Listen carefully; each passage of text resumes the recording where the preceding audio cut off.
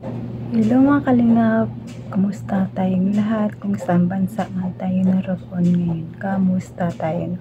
Ngayong araw mga kalingap, mag-reaction tayo ng video sa ITZY. Ito yung ikinasal yung ITZY. Panoorin natin ulit ang nakakilig na wedding ng ITZY, no?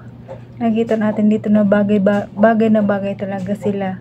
Parang totoong-totoo na talaga na ikakasal sila. Sana sa totoong buhay, totoo na ikakasal talaga sila, no? Grabe. Napakabagay na bagay silang dalawa. Magandang tingnan. Grabe, panoorin natin ulit mga kalinga. Pero bago dyan tayo mag-start manood ng video, pasalamatan muna natin ang ama ng Kalingap, Bal Santos Matubang, Ate Edna Vlog, Kalingap Rab, Kalingap Ino, Jack Tapri Matubang, charity vlogger sa buong mundo na tumutulong sa ating kababayan mahirap. At nandyan ang K-Boys, Star Actors at mga grupo naman sa KSSD. At it's me, huwag niyong kalimutan, Mildred Hagisan Official, second channel ni Jasmine 05 channel. Kung hindi ka pa nakasubscribe sa aking channel, please subscribe and don't forget to hit the notification bell para updated ka sa aking mga video na ina-upload bawat araw. Don't skip ads guys, para malaking tulong ito sa kanilang ginagawa araw-araw. At ito mga kalingap, panoorin na natin ang video. At kahit matagal na ito, pero maganda pa rin balik-balikan. Tara, let's go. 1, 2, 3, go. Yung tugtog pa lang yun, nakaka-inlove mo.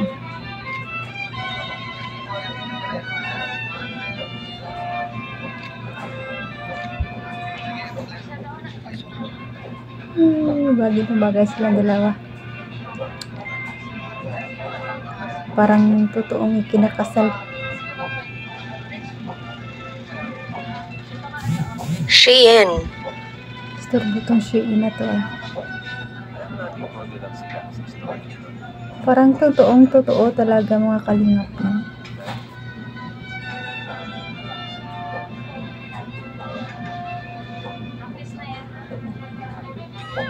Grabe na to. Sa tugtog pa lang, wala na eh.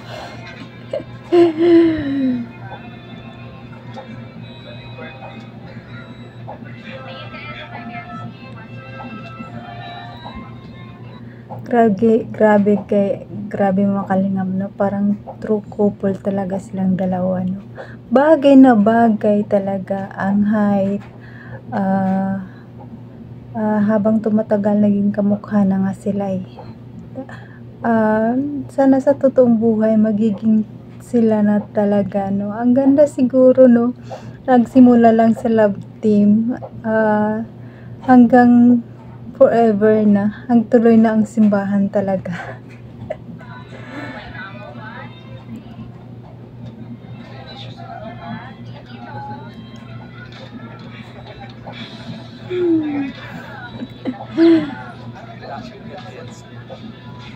Ang ganda ni Biancy, bagay na bagay sa kanya ang gown.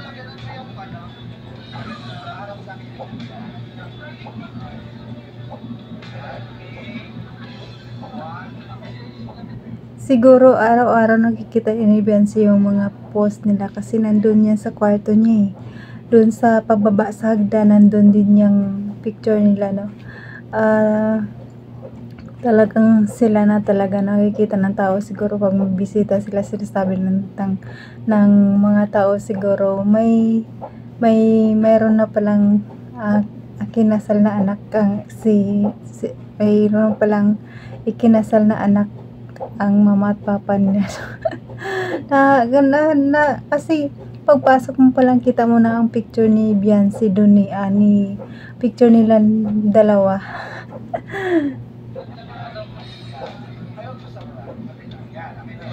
Di talaga magtaka ang tao na mayroon ng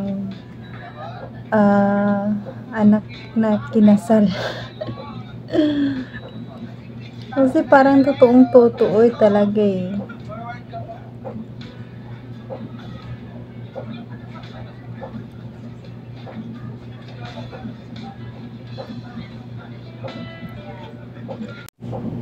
Tuloy tayo sa kakiligan ng IDSI.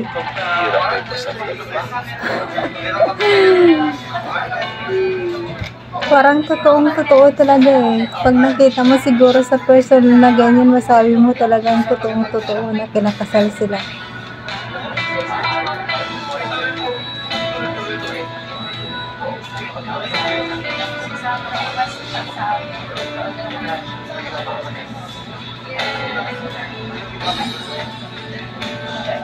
Couple.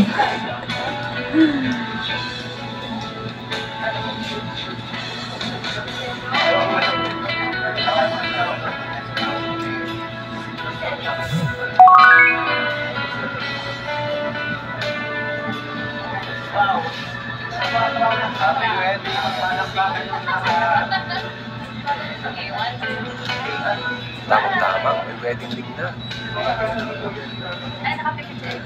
Pawis ako mga kalingap. Init, hindi ko binuksan ang aircon. Oh, may wedding ring na nga. Talagang kinasal na talaga sila. Ay, naku, tingin mo ang dalawa. Ay, sorry. Sino mo naman magkalain ng hindi yan totoo?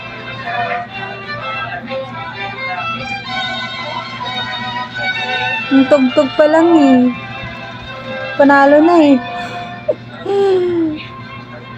Tawa daw kayong dalawa. Ay. Tingin lang kayo. Tingin na. Tingin pa na. Masarap yun. Ano yung bago kasal? Compatible talaga ang IDSI. Bagay na bagay talaga. Simbahan na talaga ang tuloy nito. Grabe na sila.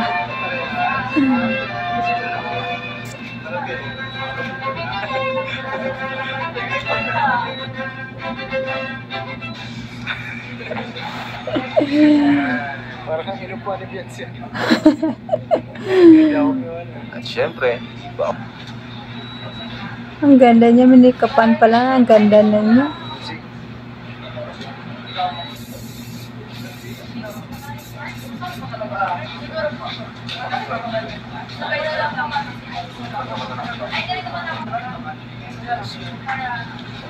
pwede lang ikasal. Pwede na talaga. Kulang na lang kasal. Sige, nakaharap ka naman ng nalagay sa gitna. Parang nagkulang. Ang pakaramdam na napili kayo, ikaw. Nahiya, na masaya. Nervous. Ang daming kalingap angels, daming beneficiaries, at maraming kabataan pero sa kasal na pili. Ano si Sir ano eh? Sir Jomar. Jomar. Papa Jones. Papa Jones wala. Papa Jones na pala yung pumili ano? Sabi naman niya, baka daw sa susunod, makakuha pa ng iba. Pero ngayon kasi, inunan nila yung ano, idol ng lola daw niya. Bagay naman talaga si Beyonce maging model dyan eh. Kasi yung height niya. Ikaw yun sa kasal. Salamat po. Pogi nito. Kitang-kita yung kapugihan ni Papa Eds dyan ah.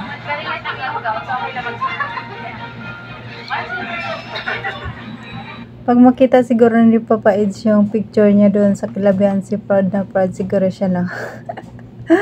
Kasi buong bahay picture nilang dalawa na kinakasal na. Sana magiging totoo sa totoong buhay. Sarap talaga dala sa simbahan to. Ito nga. Sana simbahan na nga ang tuloy niyan.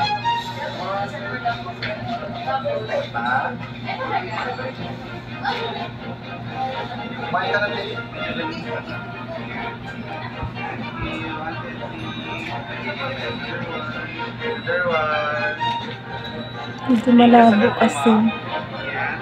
Okay, 1, 2, 3. Pwede po ako po. Ang sexy.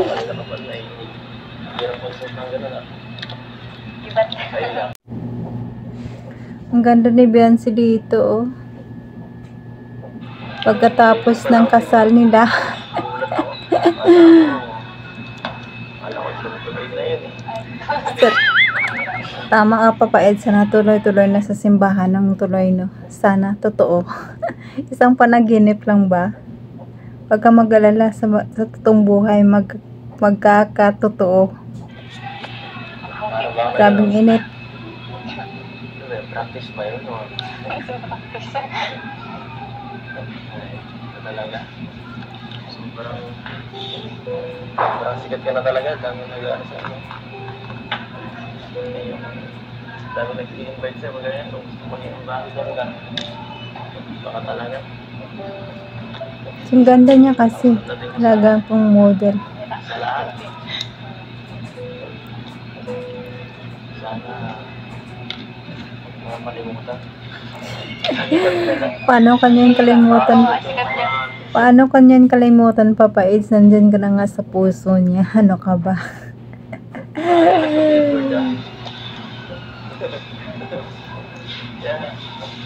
Hindi mangyayari. Baka mauna ka pa. Nagmubalik sa sa'yo yung mga tanong ko doon. Hindi ka naman nakalimutan. Pag yung matanda ako, is na ako magkalimutan. Baka ikaw yun. Nakalimutan mo na ako. Actually, kanina nga eh. Naisip ko. Ganun pala yan. Pagka nagkakasal na tayo. Hindi masama mag-imagine, Papa Eds. Ay, bumalik.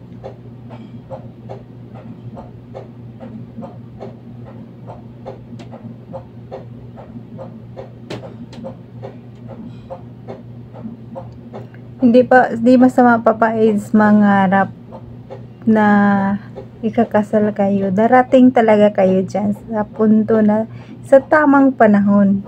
Nalimot. Pwede ka naman nakalimutan. Pag yung matanda ako, is na ako magkalimutan. Ikaw yun. Nakalimutan mo na ako. Actually, kanina nga eh. Naisip ko. Ganun pala yan. Pagka nagkakasal na tayo. Wala ka pwede. Aliw. Baliw pa nga. Nabaliw ka tuloy. Alam mo, paniginip ko lang yung naiisip eh. Sabi ko nga eh, panaginip eh. Kanina ko eh, parang Walang imposible, Papa Eds. Pangarap lang yun ngayon, pero maging totoo talaga yan. Basta strong lang kayo palagi, walang maghihiwalay. At tiwala lang talaga sa isa't isa. Magiging kayo talaga. Ganyan talaga ang tuloy nyo. Totoo yan. parang lumulog ng pangarap ko nito. Sobrang Sa loob. sarap. Sobrang saya. Sabi, ayun. Pangarap ng ilang mga nangyari namin. O, pangarap niya ng karamihan, lalo sa lalaki. Pangarap nila na madala sa altar ang kanilang princess, ang pinakamamahal na babae sa buong mundo. Ano na? Soon. Ay, joke. Ay, son, yun nga, 'di ba narinig mo, sabi ni Bansi, son, darating talaga yan, kasi sabi niya, son. Ay, nako, son na talaga, son. Tiwala ka lang, Papa Eds, darating talaga yan.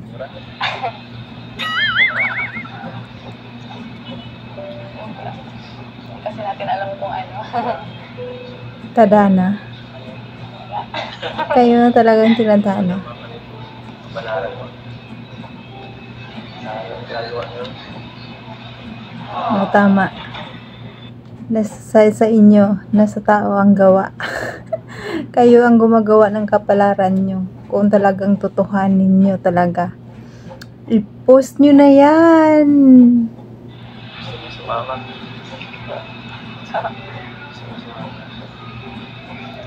Bakit ba? Ano ba ito ang plano? Marami kong pampupuntahan. Ay, iwan pa ba ako dito?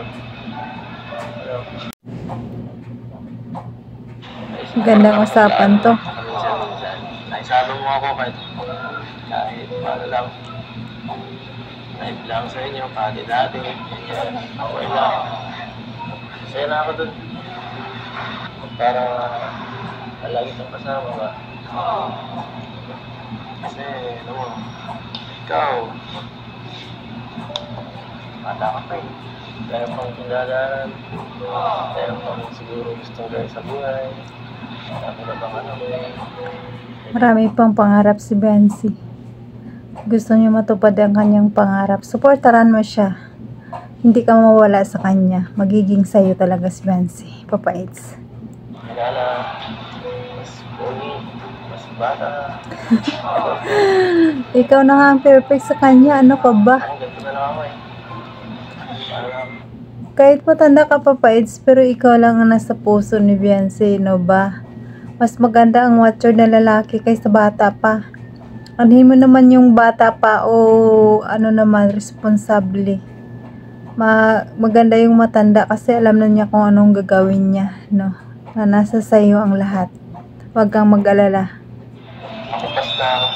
Kumbaga sa ano, Wala ka pa, bata pa, 28, 29. Bata pa yan. Ang 40 nga, nakapag-asawa pa, ikaw pa kaya?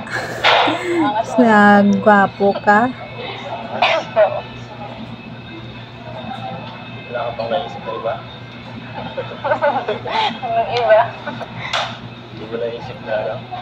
Ay, pwede pala to. Pwede pala to.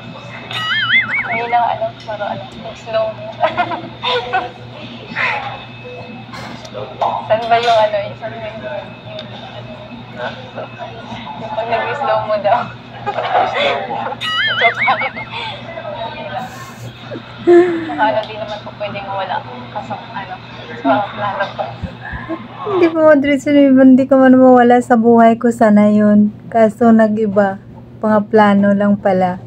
Pero doon na yun, kasama na yun Papa Eds. Sabi niya nga eh, kasama ka sa buhay ko. Hindi kasama ka sa plano niya, nandyan ka sa plano niya talaga. Isa ka na sa plano niya. Kasi ano, kung ano, wala ka din. Bakit yung wala ako? Dito yung Alin? Hindi ko narinig eh.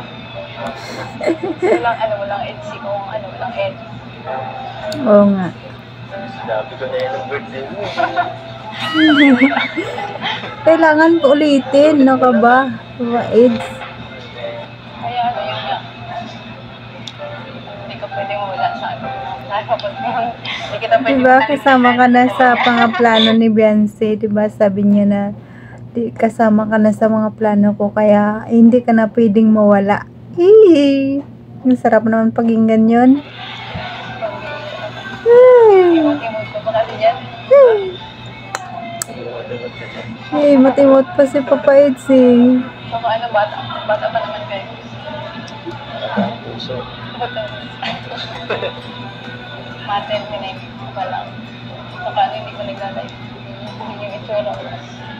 Oh, diba bata ka pa kay Beyonce? Itsura natin. Kinilig nga si JJ eh, ano ko ba? Saka ano, mas gusto ko yung ano, mas mature sa akin. Kaso, Beyonce baliktad eh. Mas matured ka mag-isip kaysa kay Papa Eds eh.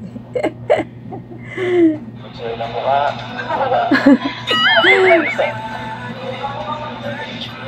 Pero ano, congrats sa'yo. Dahil, siguro, hindi naman ano, dahil din sa'yo, hindi naman ako masali sa ganito. Hindi ako masama. Hindi ako mahilig sa ganito eh.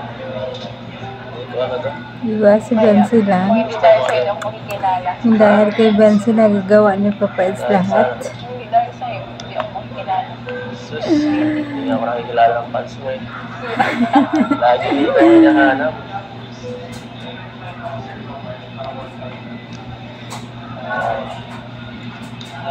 Ikaw lang, ano, ako lang sa likod mo. Lalikod ata. Ako lang yung sa likod mo. Tapos lang ako tayo.